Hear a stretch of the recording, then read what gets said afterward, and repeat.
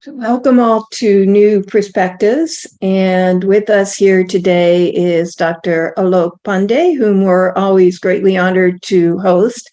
We welcome you, Alok, and we are sincerely appreciative of your participation in this series on the spiritual essence of religions and their role in the future development of mankind. And with us also today is H.P. Rama, founder and president of our university and benefactor of the Sri Aurobindo Integral Life Centers here in Fountain Inn, South Carolina, and Surat, India. And I'm Radhe, and with me is Vladimir Yatsenko. So today, Alok addresses the Gita, whose focus on action and the principles that govern the way of works makes it a book of immense practical spirituality. Alok says, the Gita played not only an important part in Sri Aurobindo's own yoga, but it can provide a potential base for entering into the yoga of supramental transformation. In his talk today, he will touch upon the relevance of the Gita in reference to the future evolution of mankind. I am also very pleased to announce that Dr. Pandey will be a keynote speaker at our 2023 Sri Aurobindo Integral Yoga Retreat, which will take place at Greenville Marriott here in South Carolina, July 5th through 9th. And the theme for this year's retreat is the journey of integral discovery, development, and self-mastery. Our other keynote speakers include Shirdalu Ranade, Matthew Andrews, and Vladimir.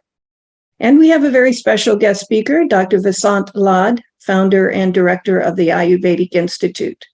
So I just wanted to remind everyone as you're coming in and getting situated that our early bird discount rate does end May 31st. So there's only about 12 days left to receive this special rate. And I'll be putting the URL to our website that can give you more information on the retreat and also a place where you can register. So I'll put that URL in the chat box shortly. Lastly, before turning it over to Alok, I just want to remind everyone that there will be time for Q&A at the end of this session. So any questions you might have for Alok or comments, please put in the Q&A box. So thank you. And Dr. Pandey, I'm going to turn it over to you now. Okay. Thank you so much for the wonderful subject, because this is a question people ask.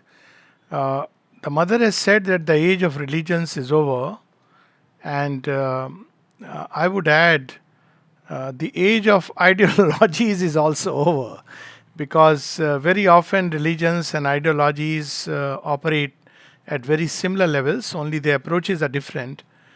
That's because we are entering an age of great synthesis, an age of synthesis towards which we are moving. And once Mother expressed it so beautifully when she said that it is not this or that, it is this and that. So this is the new age. It's an age which demands synthesis, and by its very nature, synthesis means inclusiveness.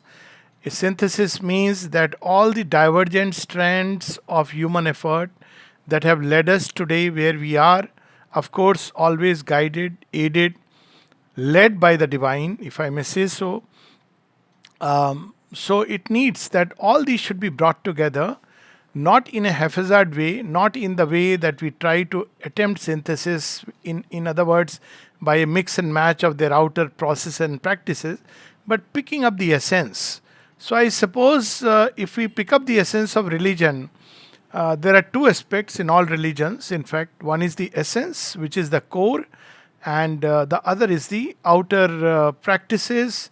And if I may say so, there is even an outermost in which many of the rituals, many outer practices, ways of life which get associated and over a period of time, because for man these are much easier, we tend to lose the inner core. This is what is, if I may say so, one form of dharmasya glani which the Gita speaks of.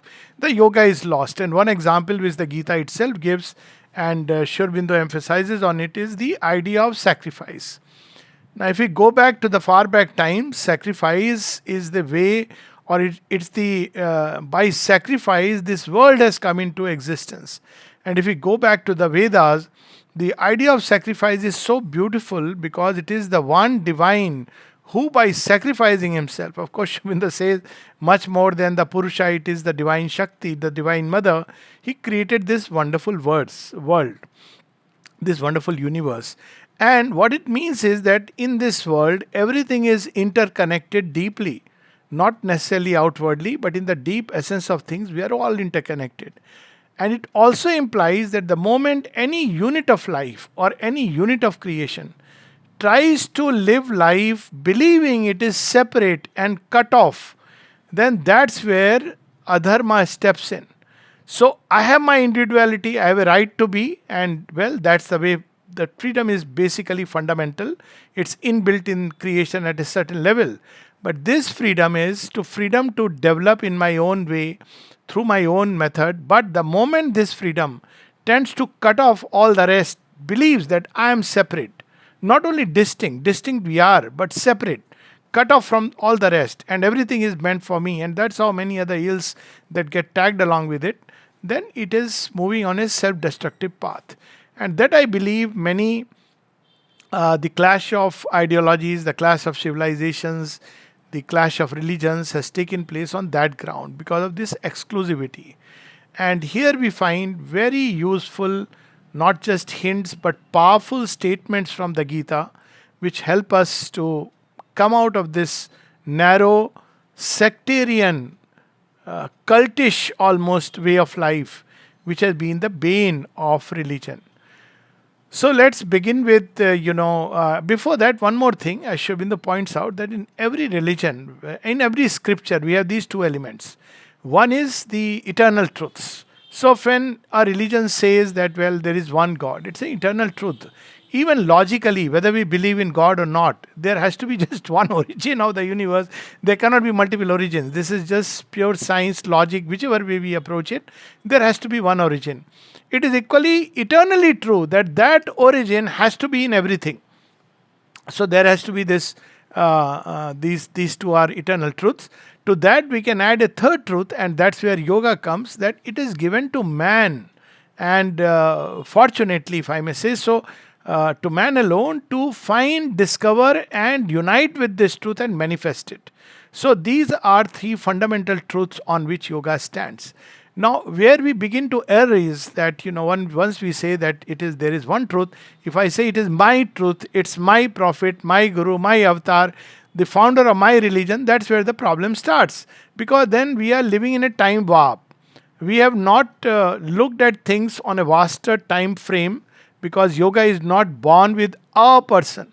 In fact, if we look at the Gita, that's where Gita helps us, and I find it very, very beautiful when Arjun asks Krishna, well, who are you and what is all this you are giving to me? And he says, no, I am just recovering the yoga which is lost.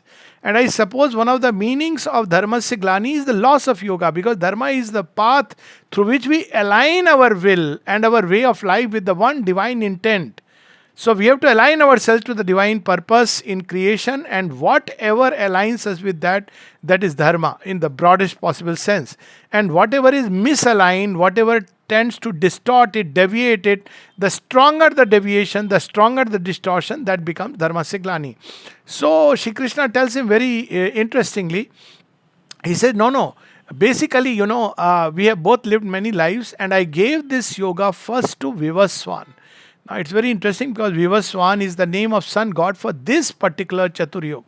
So there are many names of sun god. But he is referring to, in this Chaturyog, I have given the yoga to sun god, and perhaps that explains why in many civilizations the worship of the sun in some form or the other was regarded as a very high form of, seeking the great god. I mean, in Egyptian civilization, Ra is the god. Of course, Horus is, of course, there, but Ra is the ultimate. There is also Sun Temple in India.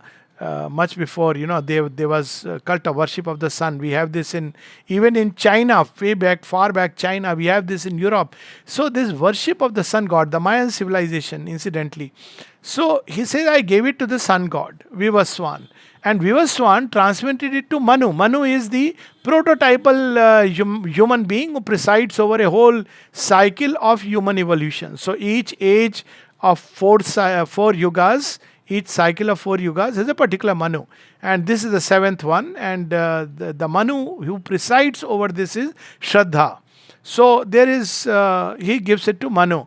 And Manu gives it to the line of solar kings, solar dynasty, the Ikshvaku clan, which is the Suryavanshis kings, of whom Rama is the great, final, finest flower, not the last flower, but the finest flower. And then it passes on to the Chandravanshis and Yaduvanshis and so on and so forth. So basically, when we look at it this way, so origin of yoga is not by a human being or by a founder. This is something very beautiful about the Gita. And that moment, Shri Krishna is not speaking as Shri Krishna, the earthly avatar. Repeatedly, he says who he is. In the Gita, as Sri Aurobindo says, it's a supernormal state of consciousness where he is completely identified with the Supreme Godhead. Of course, he is the Supreme Godhead who has taken a human birth. All avatars represent that. But at that moment, he has reclaimed his Supreme Godhead, and from there he starts. So the first thing, I suppose, for all religions, a sense that there is a greater consciousness, there is a supreme consciousness, and everything starts from there. And if a religion cannot help me connect with that supreme consciousness, which is my supreme possibility, highest possibility, then it stops short. I won't say it is false or it is wrong, because every human effort, religious, secular, any kind, towards human progress, development, growth, in any which way, is something laudable, where there are so many kinds of effort. But it stops short of really where one would like to be. So first thing, when we talk about the future, we have to remember that yoga is done by the divine. And so we come back to the idea of sacrifice, that the divine who has sacrificed himself to become this creation. So we see that this, again, sacrifice became something intrinsic, it became something outward. In its deepest sense, sacrifice represents the sense of oneness which is there in creation, which we can reclaim by sacrifice. Psychologically, it becomes a process in which, in the fire of aspiration, we put all our nature, our thought, our feelings, our will, our impulsions, above all our actions, tangible, visible. And by that sacrifice, we refine, purify, sublimate them. And eventually, when anything is refined, it tends to move towards its original state. That is the basic principle of sacrifice. That we can either keep things in their crude state, or we can refine them, purify them. And through this process of purification, we can reclaim the lost divinity or the divine element in every process. So this is what is one very important aspect. Sri Aurobindo emphasizes upon Shuddhi, and that's one of my, as an aside, I must say that many neo-yogas, if I may use the word, they miss out on this very fundamental purification process. So we see that for instance, in Patanjali's Yoga Sutras or the Ashtanga Yoga, the first two steps are about the purification. They are about moral and ethical purification. Then come asana and pranayam. Then comes the rest, which is pratyahar, dharana, dhyan and samadhi. So essentially, this process of purification through sacrifice is the real meaning of the word.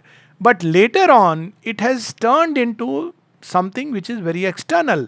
So it became the fire worship, where we light up a fire and we put oblations, we put honey, we put ghee into it and all kinds of things.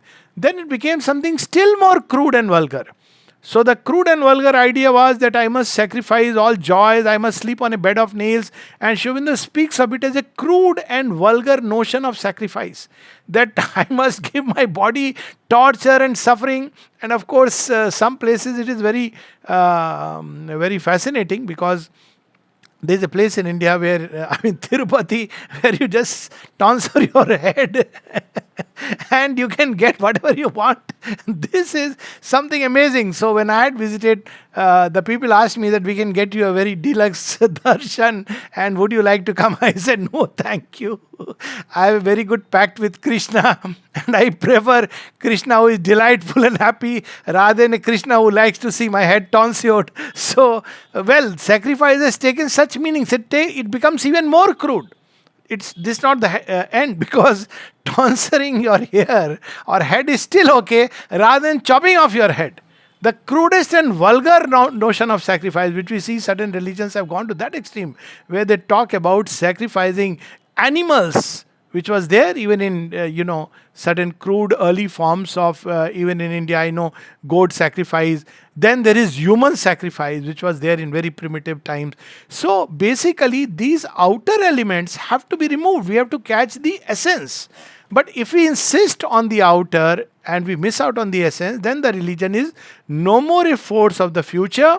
It becomes something obsolete, even an obstruction, an obstacle, and has to be. Nobody has to do anything. Time, the flowing wave, evolutionary wave of time will take it away. So, this is something which Gita reveals so beautifully, that yoga is being done by the divine. Another very beautiful thing, and that's where I said one is looking backward to the origin, but becoming one in the origin is not enough, because very often people say that ultimately the origin is one. Yes, very true, but I also need to know the intent of that origin in creation. So Gita, of course, reveals to us very beautifully about that which is manifested, vyakta, and that which is unmanifested, avyakta. And that's something which Shobinto repeatedly reminds us. There is a whole conversation of the mother where she is asked about people like their names. I won't take those names, but great saints, great names. And she says, yes, I know all of them, because basically they were saying human nature cannot be changed. This was the thesis. And she says, well, I know all of them, and that's because they believed in going back to the unmanifest. Whereas manifestation by its nature is incomplete and imperfect, but it is moving towards a great goal. And that's where we find that Gita is so beautifully reveals this truth, that there is a purpose in creation and this world is moving towards a grand culmination. Now, the Bhagavad Gita does not reveal to us explicitly what is that culmination. But if we go back to the Mahabharata, of which Gita is a part, it is very clear which culmination it is going towards. Even in the Gita, at the end it comes. It is the victory of the divine in man by a collaboration with the divine element and the human element. So that's how Sanjay declares at the end that, wherever there is Partha Dhanurdhara and where there is Shri Krishna, there is victory. And I was very much moved by this. I've been rereading the Mahabharata just because of the joy, and somebody had sent me, knowing my love for it. So after a long time, I'm connecting, and I don't know whether it's visible on my table or not, but now there is a small little Mahabharata. Before you enter into the second Adhyaya of Mahabharata, there is a Anu Kramanika, which is basically a miniature Mahabharata. So people often give us all kinds of lessons that Mahabharata is about don't have war, don't fight, because fight will lead to destruction. But none of those things. In the beginning, Mahabharata states its purpose that, Dhritarashtra says over a number of statements, passages, that I should have known that we are going to lose this battle. And then when you read through those passages, the lesson of the war is that at the end of the day, wherever there is the divine and wherever is the human, there is victory. And then we know how the mother puts it in very beautiful terms, that no human will can eventually stand against the divine will. And then she says, let us deliberately put ourselves on the side of the divine and the victory will be there. Now this putting oneself on the side of the divine is the whole art and science of yoga. Because normally we are led from behind. That's what very interestingly the Gita reveals. At least Shobinda in the preface to the Gita reveals that human beings are driven by the ego, and it's not that divine condemns or not like that. He is pushing us through the ego on the basis of the strength or the weakness of our egoism. But there comes a moment when he must stand at the juncture and lead humanity through an impossible situation in which humanity has entered. So this third element of the Gita, as I said, Gita speaks about Lok Sangrahart. Humanity is moving, collective march of mankind, but it doesn't explicitly say where. It only says there is a divine victory which is going to take place. And that victory, we can either take it in the context of the Mahabharata, or we take it in the larger context that there is the divine victory which is to be established upon earth, of which the Mahabharata war is one, and many wars had this similar theme. But another aspect of this divine victory is that it brings into with clarity that means there is something which is opposing this divine victory. See, this is by the very fact that there is a battle. So the context of the Gita, the background of the Gita, it's not just a pragmatic book, which of course it is, but look at the extreme pragmatism.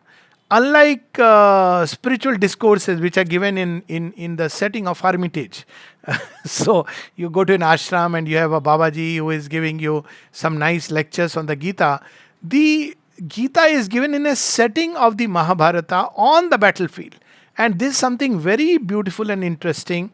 If a ghor karma, battle is, you are killing people or getting killed. There cannot be, I can't imagine a action which could be technically regarded as worse. That's how the Gita speaks of it. Arjun says, why are you pushing me into this ghor karma?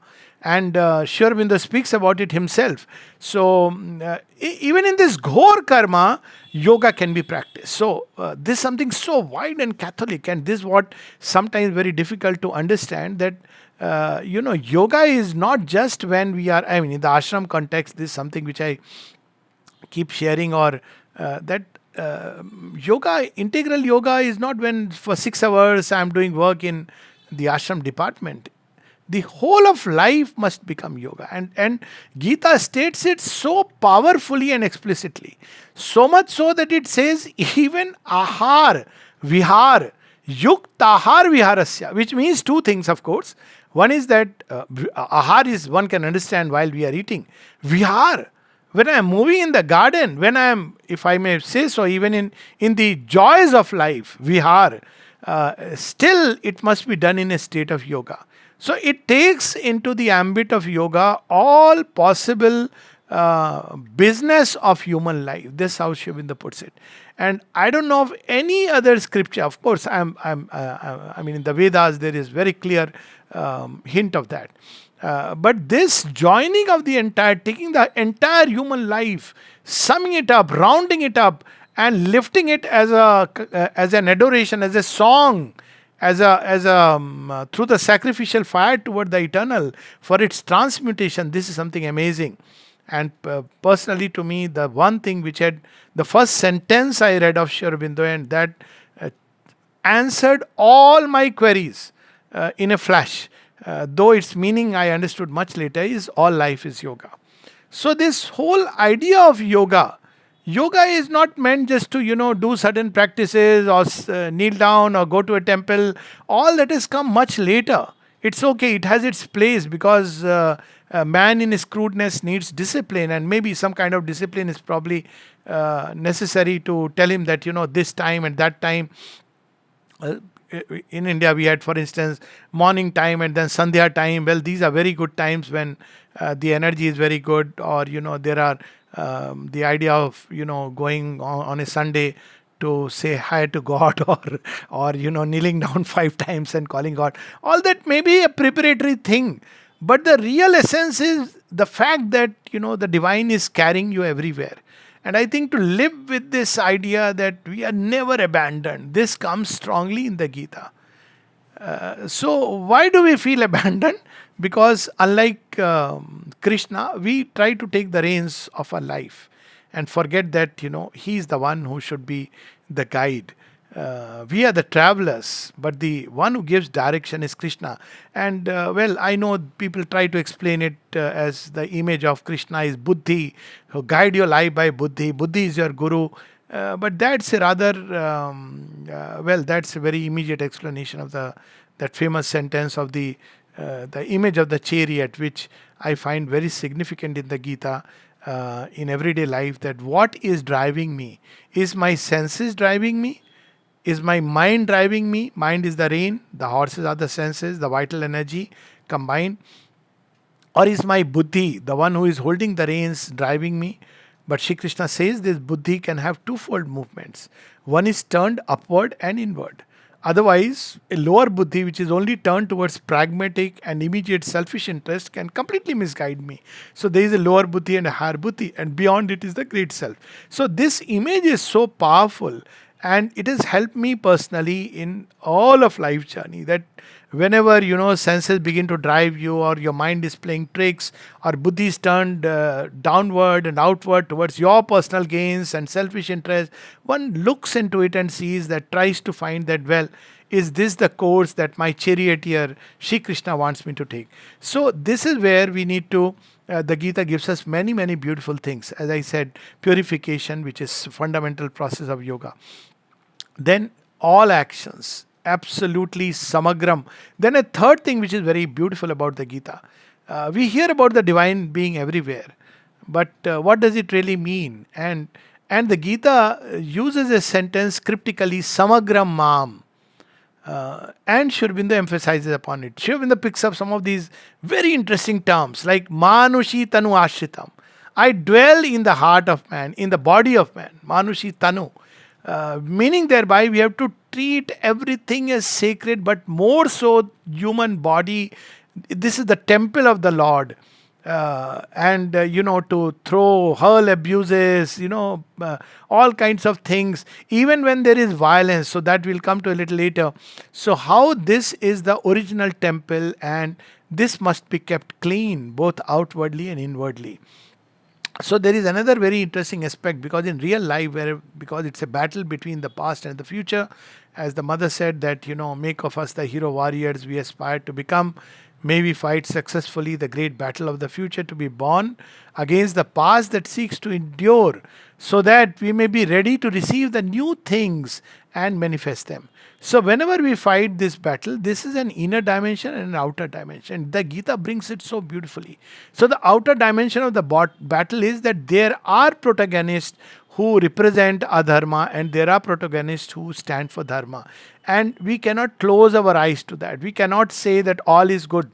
All's quiet on the Western Front. Well, all is good, but to keep saying all is good is, a straight road of adharma to enter. So we have to remember that there are actual representatives of both kinds. We see that Sri Aurobindo's involvement in the Second World War, speaking of that, and in whatever way one gets engaged with it. But also there is an inner war, and the two are simultaneous. So people often ask that, well, Shri Krishna speaks of ahimsa as a great, even Indian thought says that ahimsa paramo dharma. And of course, it says something else also subsequently, which people forget. But it speaks about ahimsa. It speaks about shama. It speaks about dhriti.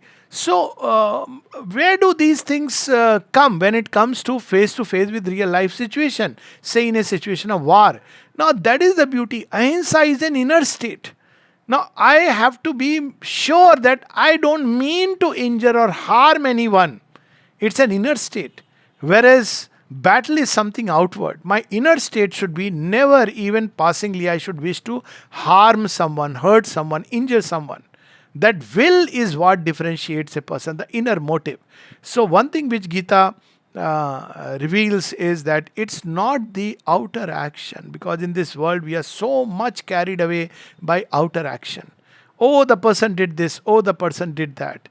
But what is important is the inner motive, and that is something which I see so beautifully in the supramental creation, which has already begun. I am sure about it. I can see it happening. Is that it is unearthing, it is removing all the covers, neat, beautiful covers in which we hide the inner motives. So outer action is okay, that's one part, but inner action has to also, inner state is also important. And in terms of seeing an action, it is the inner state. So if there is sense of ahimsa, if there is shama, inner state of forgiveness, which we find in all the Indian scriptures. So I am resisting my temptation to get into my flow of stories. So then when you fight a battle, so it doesn't mean that I don't fight a battle. It doesn't mean I'll not lift up arms. On the contrary, a person who is in an inner state of non-violence doesn't mean injury or harm. He is in an inner state of forgiveness. When he fights powerfully, and then he is on the side of God. So one is not on the side of God simply by declaring that I am fighting for God. So because this also nowadays everybody says that I am fighting for God. But what it means to fight for God, it means three things inwardly. I'm conscious of the Godhead within me, but also of the Godheads within even those whom I may be called upon to stay. Of course, Gita takes up one word further to slay. I I won't use that word, but let's say that even called upon to stay. Still, even in them there is God. So even when we are wrestling, it's the wrestle of brothers with Krishna, as Shobinda says. It's not wrestling of enemies, but the sense of enemy, of hatred, of violence, of anger. These are the things of perdition. So it clearly differentiates and outer and from the inner, and gives importance to the inner state from which the outer must flow. So ordinarily we judge the inner from the outer, but the Gita reminds us that it is the inner which gives value to the outer. As Shobinda says in one of the places, action and event have no importance in themselves except for the idea force that moves it, and the idea that the force is there to serve. So always to reorient ourselves that why am I doing this hidden motive. And one has to be very sincere. Look at this motive threadbare, and then that motive is what really defines an action or gives value to it. So this is something very beautiful from the Gita. Then another aspect, this Samagra Mam, we see one aspect of the divine or the other. So again, it enters into either or. So we either say that the divine is only this impersonal, Nirgun Brahm, another is Sagun, or Nirguna Guni, or Sharbhav and Akshar and Purushottam.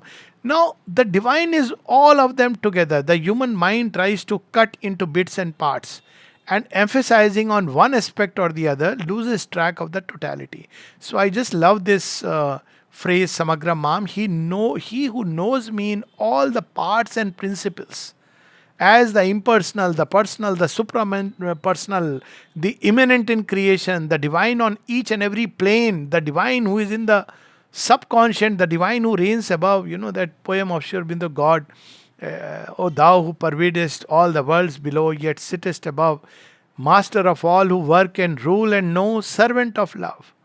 Thou who disdainest not the worm to be, not even the clod, therefore we know by that humility that thou art God. And the Gita teaches this humility in a very, very interesting way. There is that phrase which we often misunderstand. Of course, the very fact that divine is leading you must bring humility.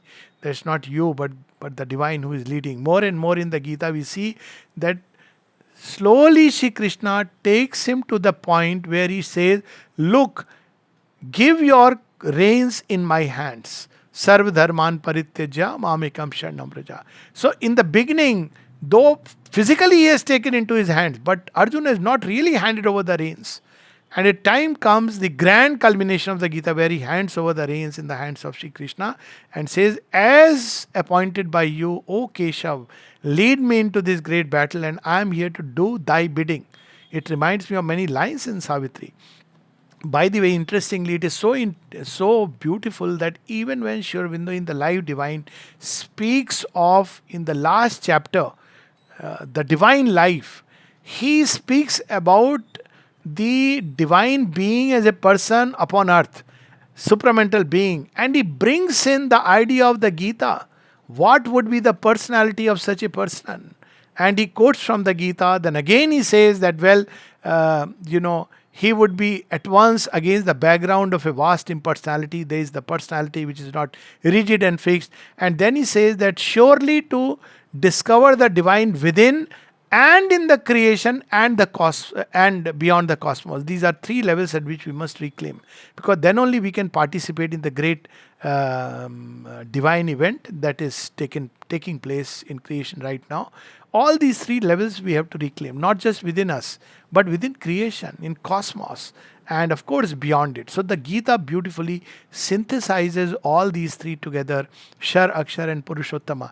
And these are the ways in which we also have to discover at each of these levels. So it's not enough when we speak about discovering the divine within the psychic being, and then the divine in creation.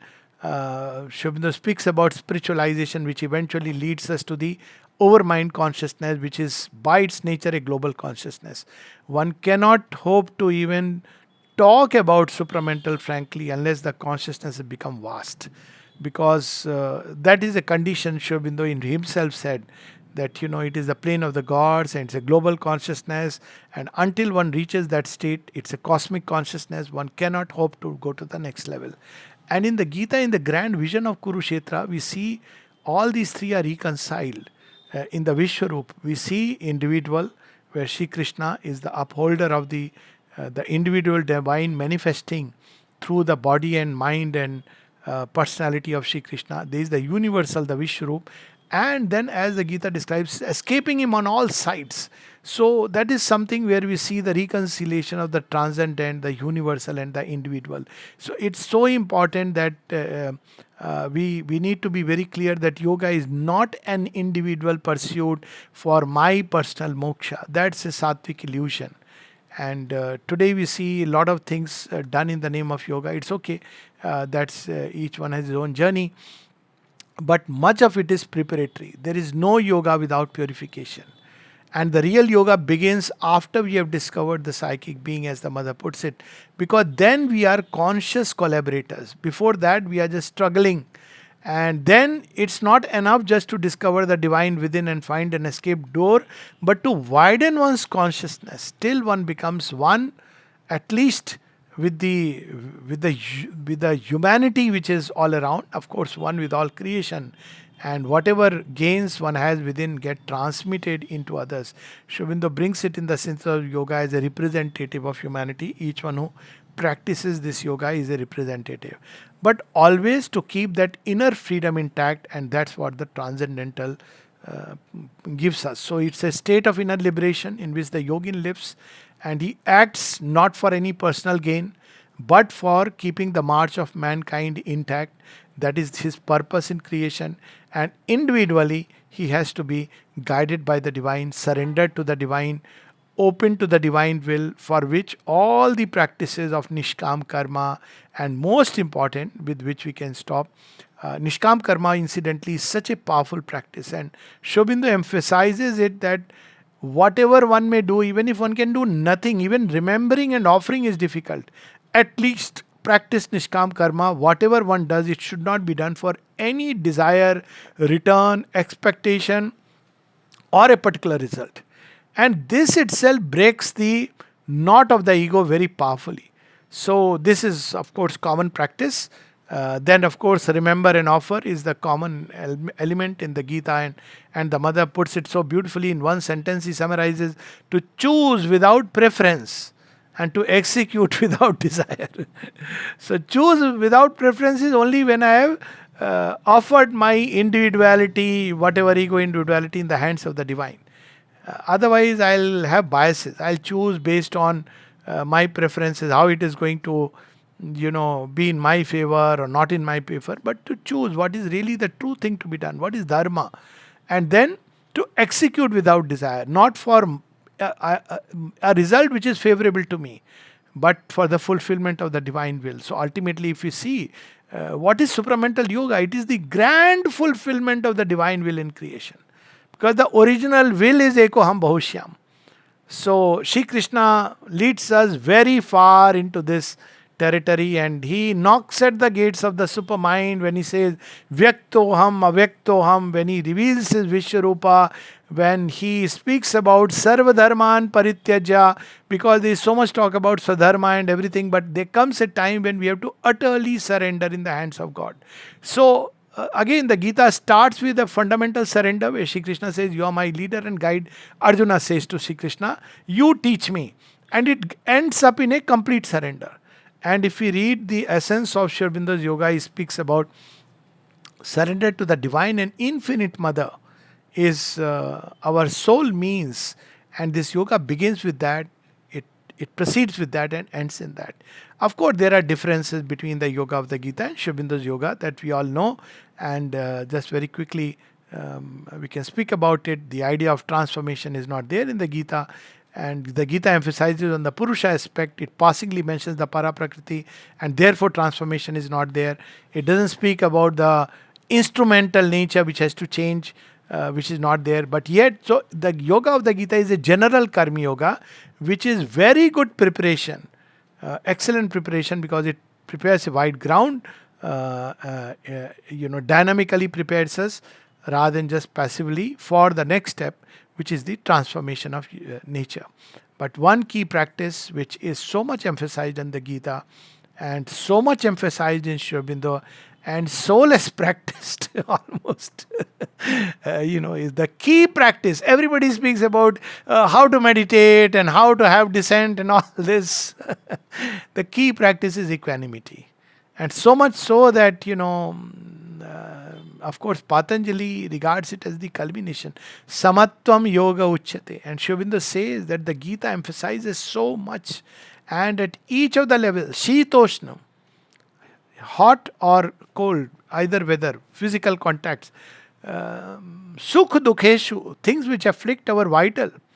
It may give happiness, it may give sorrow. Hani labho, we may lose or we may gain. Yet jaya jayo, in victory or defeat, we must be completely turned toward the divine with total faith that the divine will is the ultimate, and whatever happens will ultimately be for the best. This Kalyan Shraddha, which if we look at the last parts of the synthesis of yoga, before Sri Aurobindo speaks about describing the supermind, Sri Aurobindo stops at faith and the divine Shakti. If one wants to know the essence of the yoga, it is faith, and the Gita speaks of faith as so much importance it gives to faith. It says that man is his faith. And Sri Aurobindo emphasizes that whatever is our secret faith and the persistent will in us, that we become. So that key of the Gita, and in the course of journey, equanimity. Equanimity is not really a must in the yoga of pure dhyana and jnana, because we are going inside. For the world we can just be careless, we can be indifferent. That's how many people have done. In bhakti yoga of the typical traditional bhakti yoga, again equanimity is not required. I am happy with my beloved and the world can go to blazes. But that's not the bhakti of the Gita. We have to worship him everywhere and in everything. And for the Gita, for the karma yoga, equanimity is a must. And for Sri Aurobindo's yoga, equanimity is the fundamental practice, is the wide, strong foundation on which the house of new creation can be built. So this in brief is everything can become an occasion for worship of the divine. So beautiful. Patram, pushpam, phalam, toyam. What does he like? What will he receive from us? Even a drop of water, a blade of grass, half-eaten mango. That story of the mother. We ate the apple half and suddenly we remembered we had not offered it. Offer it now. That story of Amal Kiran when he made a painting and mother suddenly says, this is very good. And then he remembered a bit shyly and feeling ashamed that this was the only time that he remembered the mother. Suddenly midway through he remembered, I am supposed to remember. So it doesn't matter. One moment, a few moments. This is the wealth, the treasure that we accumulate in life and take it with us. And it is this wealth, the impact of these inner states that mount, as the Vedic Rishi says, states upon states climb and mount. That a time comes when there is the apocalypse, when the egg bursts and the chick flies out on strong wings, assisted even by the winds that obstruct. And it climbs higher and higher into realms immeasurable, from where the forces of transformation comes and brings it upon earth as the messenger of the divine word.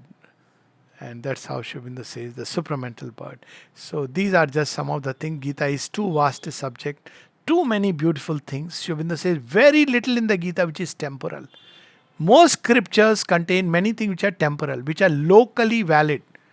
The do's and don'ts, the prescriptions, but the Gita is so much inward turned. Even it says Veda Vad, it goes beyond it. It goes beyond the scripture, Shabda Brahmati Vartate. So actually it is one scripture where most of it is basically about our inner practice and ascent toward the Godhead. Very little which is external, ritualistic, formal, dogmatic, narrow, and therefore prone to create problems. So this is where I would stop. Gita should be not just a national scripture for India, it should be, Sri Aurobindo spoke of it. But it's a scripture which should become part of the student program so that those who want to take it up seriously can take it up. It contains so much to help mankind toward the future. We all know, Sri Aurobindo spoke about it. Mother said it is yet going to help humanity, liberate humanity. And with Sri Aurobindo's essays on the Gita, its action has become much more powerful. So, namaste, and any questions I am happy to answer. Thank you. Thank you, Alok, so much for this. It's always pleasure to hear this luminous, thoughts on the Gita and the integral yoga. I have my own question, if you don't mind. Yes. And this is related to the transformation in the Gita. I was thinking all my life about this and never could solve it totally. We assume that there is no transformation, but there must be something, because karma yoga is yajna. In a way, if yajna is there, it is transforming nature, yes, in some way or another. And maybe Sri Krishna was not really emphasizing this way of transformation in our own, parlance, how we speak about this, how Sri Aurobindo speaks about it, and the mother, they brought it forward as a major topic. But in their view, in Krishna's view, this, to do the work, to do the action in the way that will discover yourself, will lead to the discovery of oneself, that means you include the activity and nature into this process already. And then bhakti yoga is totally transforming, because once you start seeing the divine in everything, it's already kind of transformation, yes? So, basically, definitely there is psychic transformation. And Sri Aurobindo spoke not only about the Gita, he spoke about Christian mysticism. And he said that Christian mysticism, there is the psychic transformation. They have not used the word. So when you read some of these mystics everywhere, I mean, if you read Sufi mystics, so there is definitely, wherever there is bhakti, wherever there is faith, wherever there is surrender, utter surrender to the divine, definitely this is the first indispensable psychic transformation. And Sri Aurobindo says that has already been achieved, not in that detail maybe, in the sense that even the physical actions were not guided by the psychic impulsion, fair enough, but still there is a inner psychic transformation, which is a very good starting point. In the Gita, yes, there is also the spiritual transformation. It's not mentioned as opening to overhead planes. It's not mentioned as the what is missing is the descent. But surely when Shri Krishna speaks about the great hierarchy of actions, going to the buddhi and then to the greater self, basically he is opening the doors to the spiritual transformation. There is the mention of the cosmic consciousness. There is the hint of the larger collective march of mankind. But yes, spiritual transformation is not developed in all its fullness. For instance, that, Arjuna's mind would be intuitivized and, he has to be guided by his own, even if that is a fair degree of spiritual transformation, I feel one step which mankind has to take next is the intuitivization. So it's not really an intuitive mind, not just as flashes in the mind, but his heart, his everything has to be intuitivized. So that is definitely, I wouldn't say is really mentioned. Psychic transformation for sure, but that is not unique to Gita. Many bhakti marks, Christian mystics and Sufis equally, I would say the same thing. The Gita takes it to another level, definitely. And as you said, the yagna and all are fundamental purificatory process to a state of Jivan Mukta. So there is that inner liberation, which I would say without which talking of transformation is meaningless.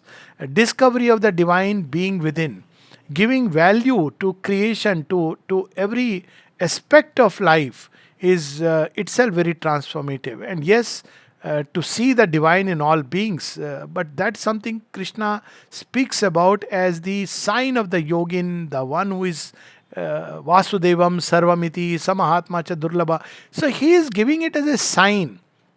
See, he says that, but he doesn't in practice tell that, Arjuna, this is the way you can arrive at it. He gives him hints that start seeing Samalost Kanchana, and you start seeing Gai, Hastini, the Pandit, and the Murk, all of them. You see the divine presence within. So, this seeing the divine within is definitely there. And seeing the divine in this collective march, all that is there. And certainly, there is no talk about supramental transformation, though the fact that he is speaking repeatedly about the integral Godhead. So indirectly it is hinted. That's how I see essays on the Gita. Shubinda speaks about it. Because if you come in contact with the integral Godhead, who is the integral Godhead? It's a different way of saying the supramental Godhead. It's the creator. I mean, he is the one, Samagram Mam. So, if you have come in contact with the integral Godhead, I suppose there is no other way you can go but towards transformation. So, there are hints, very luminous hints, powerful hints, but I won't say that it is developed, not just a question of terminology, but it's not really developed. And I suppose the time was not right, not because Krishna didn't know. Very clearly, there are hints. Vyakt and Avyakt, both he says, I am there. When he speaks about, even in Vibhuti Yoga, when he speaks about, I am the Chaturya of even the Dhurt. I mean, so he is giving a very wide canvas. And this wide canvas that is opening before Arjuna, Sarv Karmani, all these are very transformative experiences. Definitely some degree of spiritual transformation would take place in someone who is really practicing the yoga of the Gita, but the descent, that is definitely not there. And of course, the supramental manifestation, that's something for the future. Yeah, I would like to one more point before we come to the questions of others, is that Sri Aurobindo describes it so beautifully in the beginning, in introductory chapters, that the first attempt is karma yoga, when we rise to heaven. Yes, first step. The second step is self-realization, jnana yoga. Interestingly, though bhakti is in between. Yeah, and this last step is bhakti yoga, when the self-realization answers and comes down, as it were, supports. And here we have some hint of Sri Aurobindo's vision. It has struck me also, this particular arrangement of the in the book The Synthesis of Yoga. This particular arrangement strikes me also, and it also reminds me of that phrase in the Gita where Shri Krishna describes 4 kinds of bhaktas. So he speaks about arth and artharthi, and then he speaks about jigyasu and the jnani. And even in the Gita, if you really see the Gita, it starts with karma, it goes into jnana, and it culminates with bhakti. So this is the same scheme that Sri Aurobindo has followed, and if I may say so, my personal take on this is that if bhakti has developed in a human being, he's round the corner. Of course, I'm talking of true bhakti, not jumping over that, mridangam and tal majira, but true bhakti, the self-giving, it means the person has reached round the corner. And that's why the Gita says, don't think now whether the person is, he may have panditya, he may be apparently jnani or not jnani, but howsoever such a person lives or acts, he acts in me and the divine acts through him. So he takes it to another level altogether. So yes, it has struck me, and very happily it has struck me that yes, bhakti is the grand crown. Sri Aurobindo used the word crown. And I do understand that bhakti without jnana becomes something very blinded. It has led to all kinds of dangers and excesses. It's a kind of misguided bhakti. Jnana without bhakti is still safe, but bhakti without jnana can be very dangerous. So I suppose works, to purify ourselves through works, grow in knowledge, and then yes, bhakti becomes like the real ultimate crown that the yogin doesn't wear, but the divine places on his head. That's how Sri Aurobindo describes in one and of he his says that aphorisms. these paths of karma and jnana continues and becomes enriched by bhakti. It's quite interesting. It's the utter fulfillment. I have, in some of my, I have described it like this, that jnana is like we have a discussion with God in a study room. And then he takes me around to describe how the building has been made and what are the books in his library. Through karma, I become a servant and slave of God, where he by engaging with him in his various errands, I get to know something about him. But bhakti is like the beloved whom the divine takes to the bed and discloses his secret dreams. So it is the utter embrace of God. So bhakti is, the ultimate. That they are preparatory movements, very important, but bhakti is something which completely fuses one with the divine. So ultimately, if we take it that, and even in supramental love, Sri Aurobindo speaks about it, that there is a deliberately a little thing is kept to enjoy the joy of union.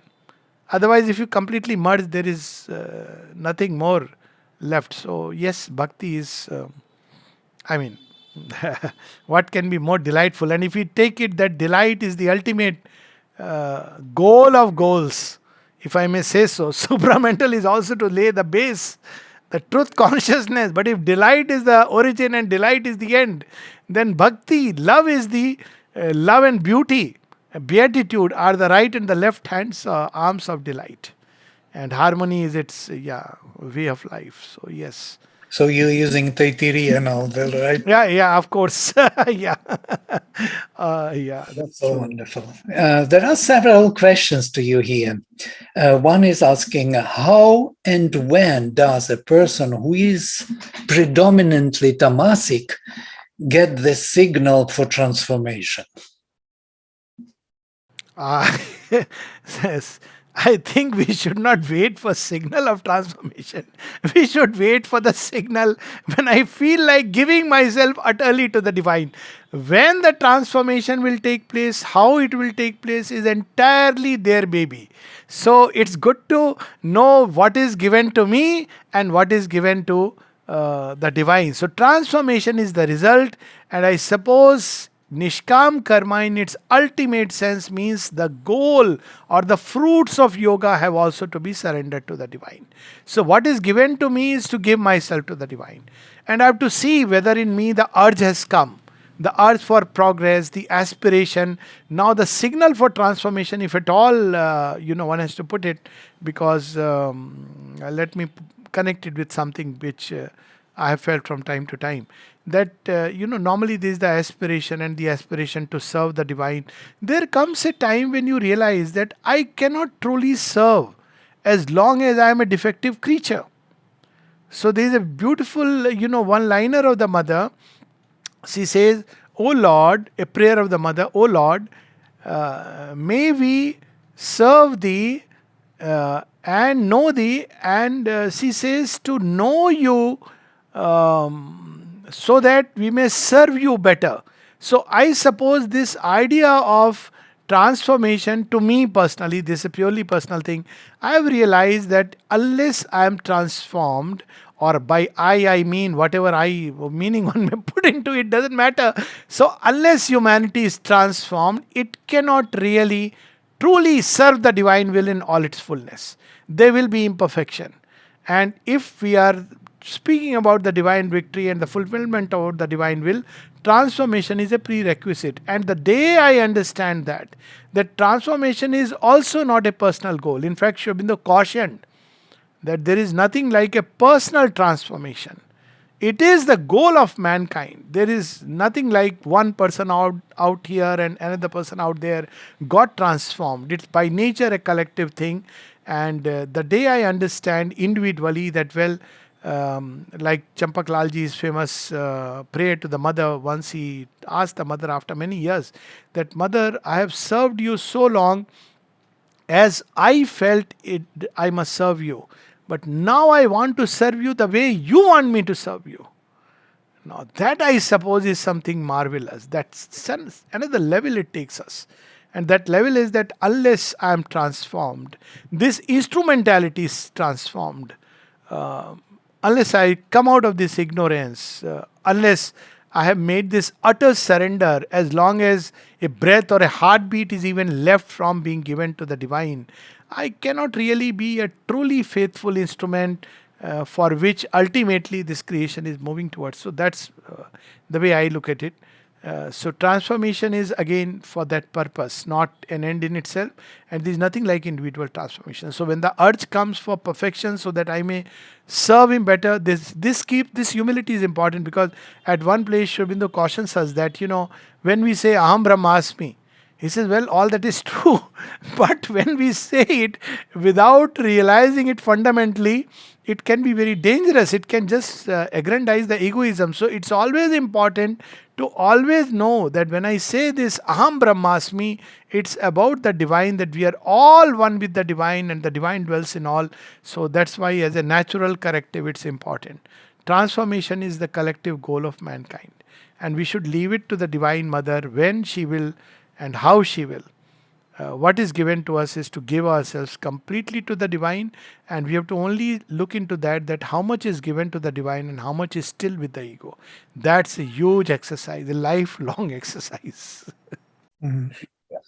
Thank you. There is another question. I have been practicing Buddhism, and I have heard nothing in your talk today that does not agree with those teachings.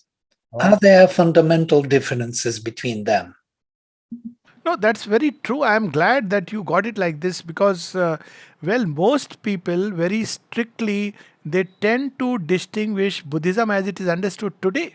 But if we look into the teachings of the Buddha in their origin, so when Buddha speaks about, he doesn't use the word yagya the way we understand it. But when Buddha speaks about dharma, Buddha speaks about the right perception, the right conduct, the eightfold path. It's an entire purificatory process. When Buddha speaks about the Sharanam to Buddha, Sharanam to the Sangam, the collective march of mankind, when he speaks about take refuge. Now people interpret it as Buddhahood. That's okay. That both of them is true. At the same level, when Buddha speaks about the Mahayana, which takes that stand of Buddha, that he refused the Mahanirvana as long as a single creature was struggling with suffering, I suppose there are many elements in Buddhism. Sans the transformation, but that's because the descent is missing, the supramental door which can transform us completely. Now, of course, I must say here that transformation is a word used in two senses. One is a very generic sense. So there are people who meet me after a few sessions, they say, oh, doctor, I got transformed.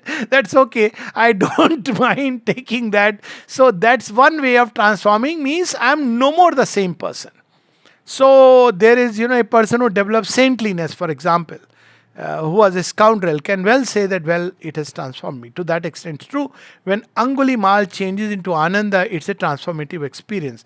But Sri Aurobindo, that's why he qualified that the way I use the word transformation is in a slightly different sense. It's not about ethical perfection or saintliness, or a moral rectitude. He doesn't use in that sense. But what transformation means is my entire nature in all its details is completely open.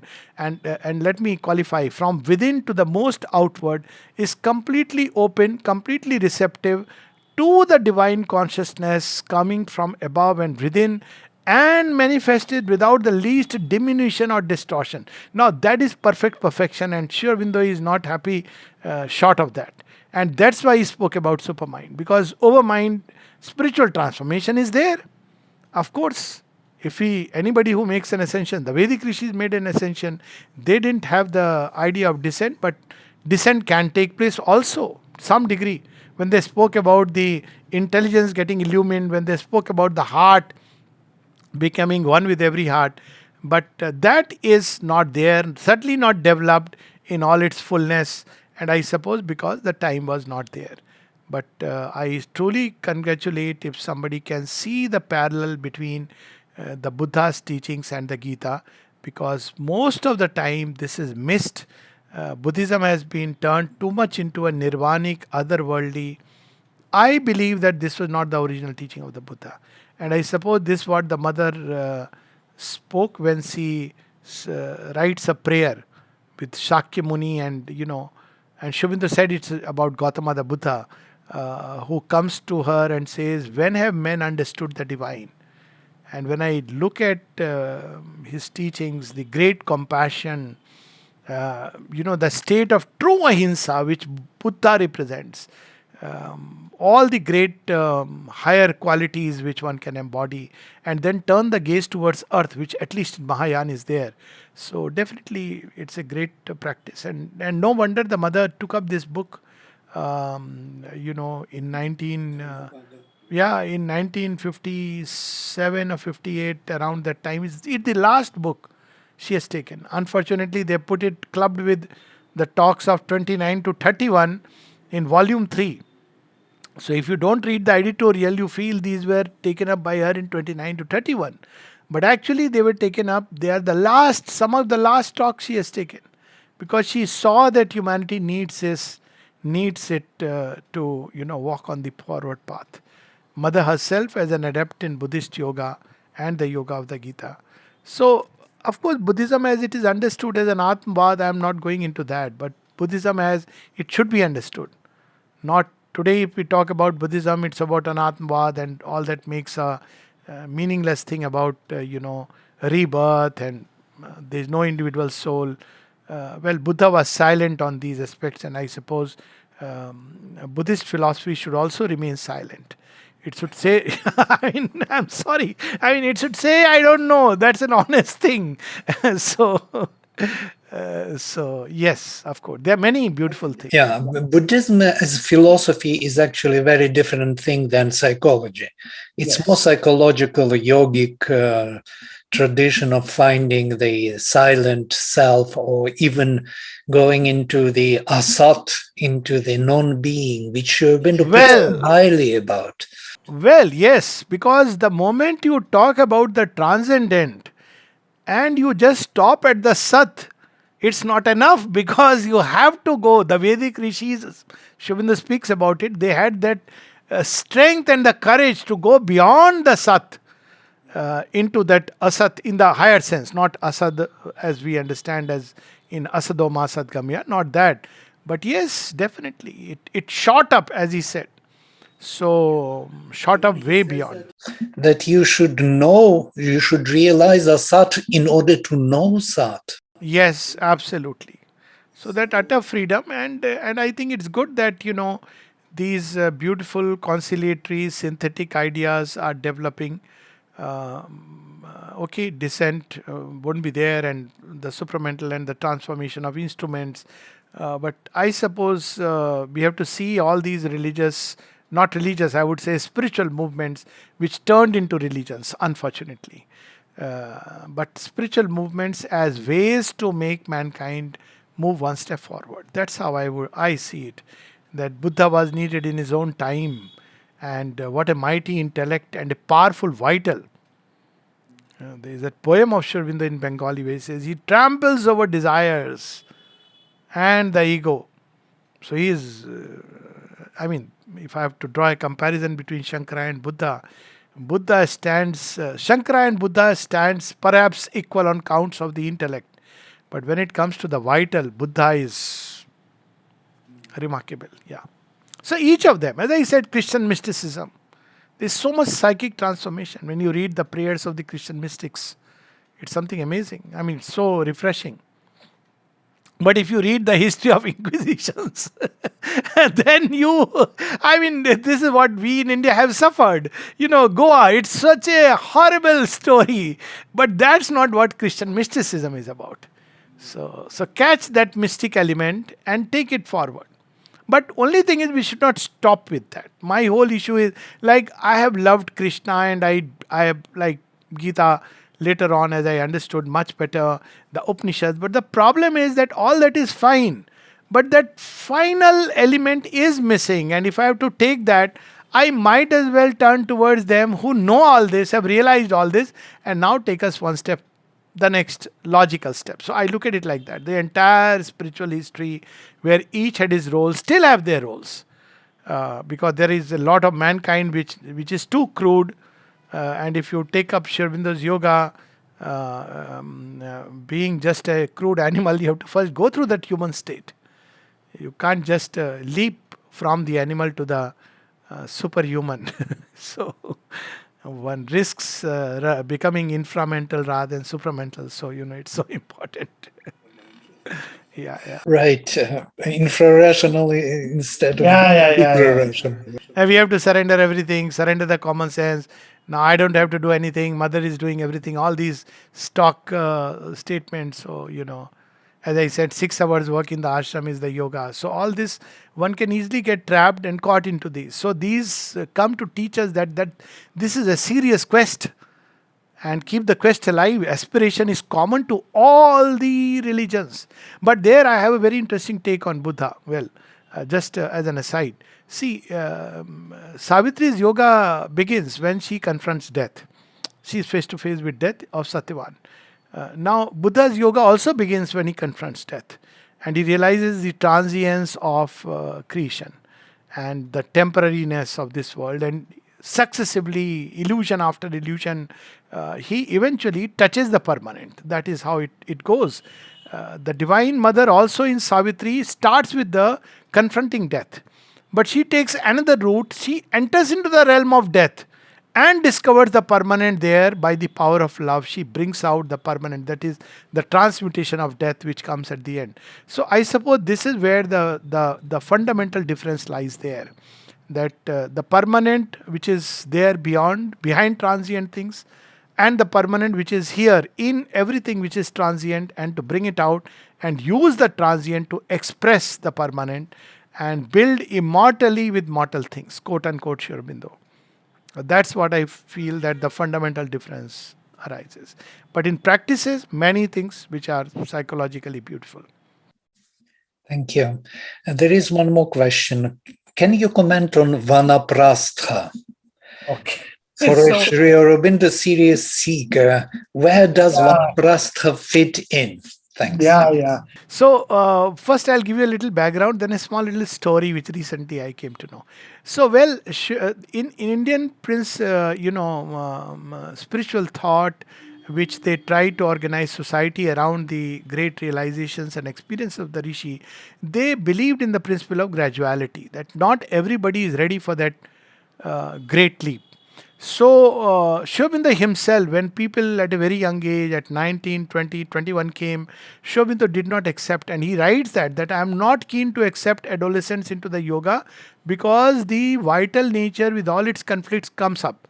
And then it is difficult to handle it, because the forces of transformation are going to bring out many, many things.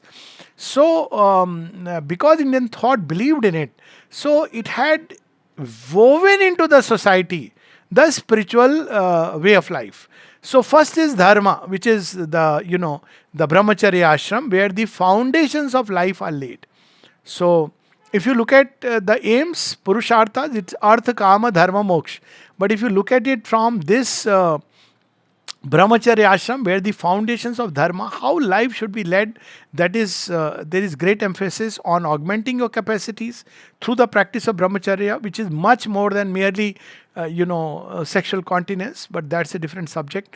Then comes grahastha. As a householder, you wrestle with life, and I do believe that a person who has not wrestled with life, and that's where Gita comes so handy, a person who has not faced life in all its grim earnest, all its moods and magnificence and dangers and delight, it's a great preparation for the yoga. So many people who want to cut short, well, one Shukdev, yes, but the model is not Shukdev but Janak. So, well, Grahastha. And then there comes a time when you have tasted what world is, having known its limits and limitations. Not escaped from it, but known its limits and limitations. But as a conqueror, if I may add, in the line of the Gita, Rajyam Samraddham, then one enters into the Vanaprastha, where one begins to turn higher and seek for greater things in the company of the sages, as it is called. And then, of course, nowadays we don't have to seek necessarily company of the sages, because they are beautiful books. So one goes into the company of these books, which are Shabd Brahm, come from the sages.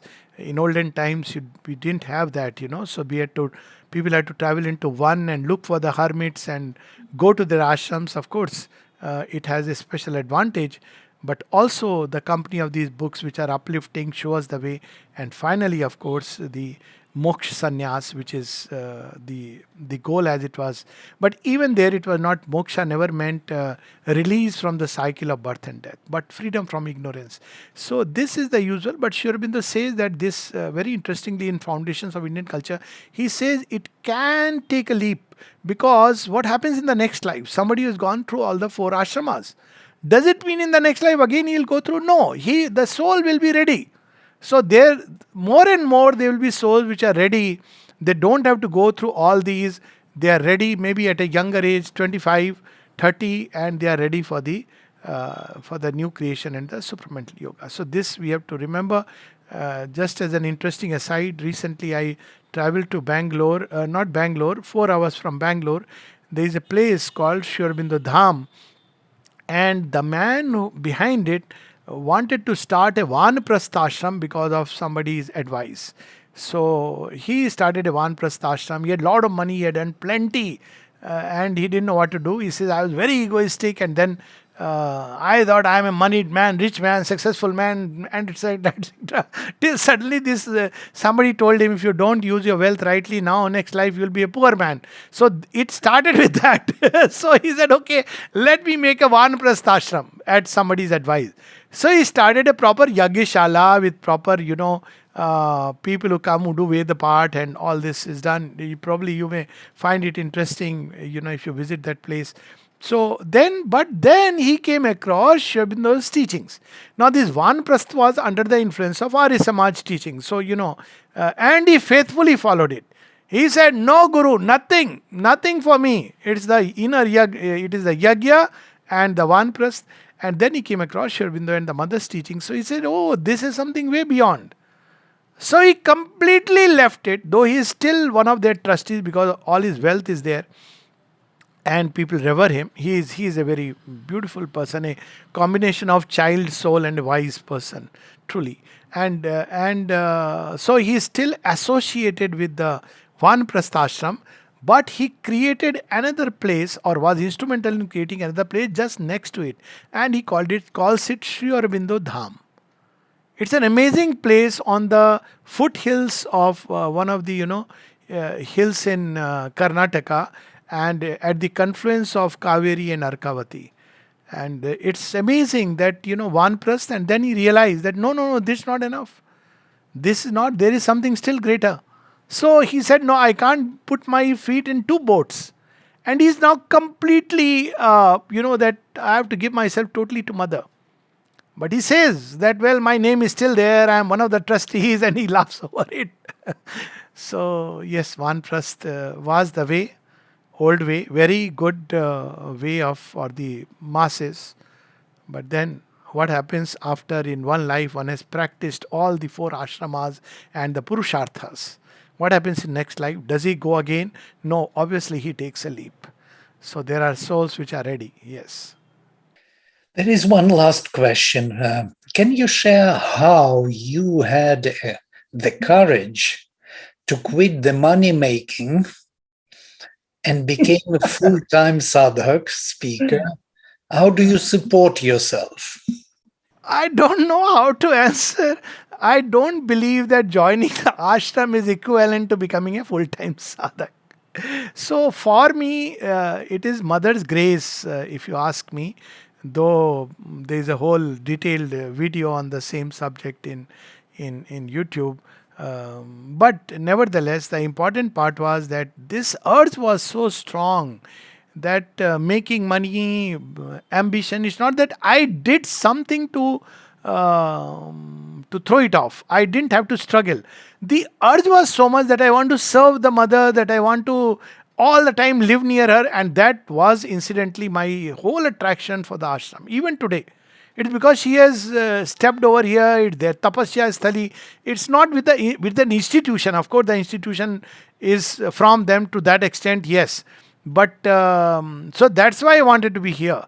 So this idea of who will support, how it will be, but basically mother did it beautifully because I wanted to, take release at 9 years of service. It would have been without pension. It was denied at 14, denied at 18, denied. So 18 is government is at maximum advantage because at 20 I get minimum pension.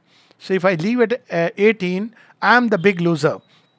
So I was sure they will release me. They said, no, no, we have given you very nice annual confidential reports.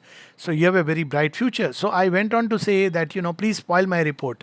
But it didn't work out. And as I crossed 20 years, which is the minimum pension, suddenly one of the persons who was, I had been involved with treatment of somebody known to him, he became a top person in the Air Force, and he called me as soon as he took over office. He said, Alok, I know what you want. Please put your papers. I said, sir, I have tried everything. He said, I'll see it through.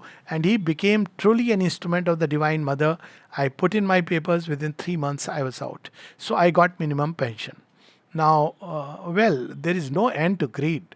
But in my life, at least in my life, I can say, she has looked after me in such wonderful ways. I'll just share two experiences, though they are personal, but Yoga Shem Vahamyam came so well, beautifully true. So when I shifted to this house in Desiree, from the place where I was living with my wife and son. So it was again because I wanted to be 24 hours in her service. This is just an urge, like a child's urge. So Desiree is a place where I am in care of the elderly. So it takes care of like, okay, I am on call, like meter is. So that way, nobody can be 24 hours in service that way. So when I came here, my wife gave me a fridge. She passed on her old fridge to me, but very well serviceable. She said, instead of you buying one, I'll buy one. I said, no, no, no, I don't need. She said, no, no, no, you will need sometimes all this, she said. I said, there is nothing which I can ever keep in my fridge. And trust me, it is now, how many years? 9 years. And my fridge is never empty. I keep receiving something or the other, God knows from where, what. I have not purchased a single thing for the last 30 years. Going into the market for my purchase. Now, if somebody takes me, very happily I buy. Though initially I used to resist it, but then that's a different thing. So whatever I need, much more than 3 times the need. I don't know. She provides. God knows how, why, who gets inspired. She provides. So as to full-time sadhana, I don't believe anybody. At least I am not qualified to say that I am a full-time sadhak by the mere fact that I am living in the ashram. My criteria of full-time sadhak is that every heartbeat, every breath is consecrated to the Divine Mother. And I am waiting for that day when this will happen. That will be my personal fulfillment. It's very far from that. So yeah, out I am an ashramite, yes, if you want to call it by that name. And taken care of by the Mother. She gives me whatever I need.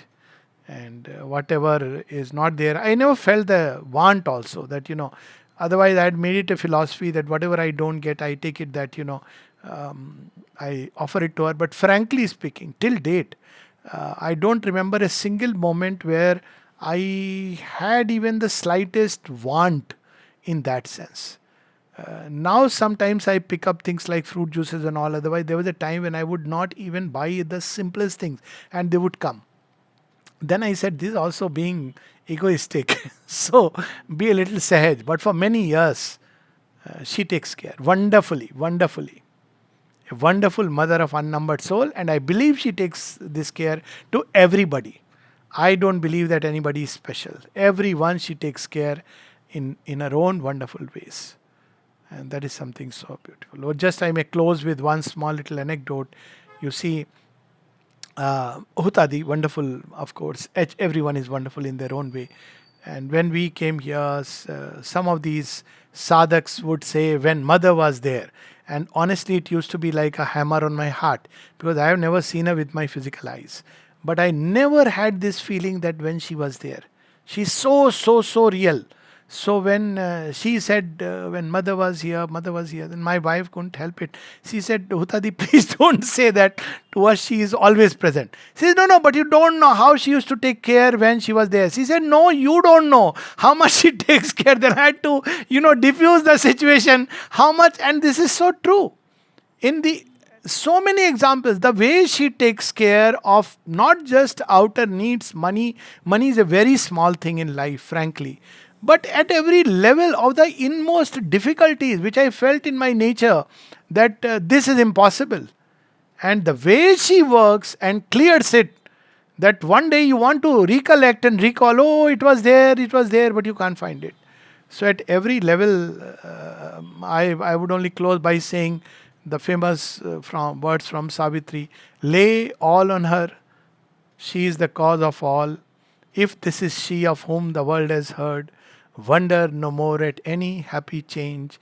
Each easy miracle of felicity of her transmuting heart, the alchemy is. Namaste. Namaste, namaste. Thank you. Thank you, Alok.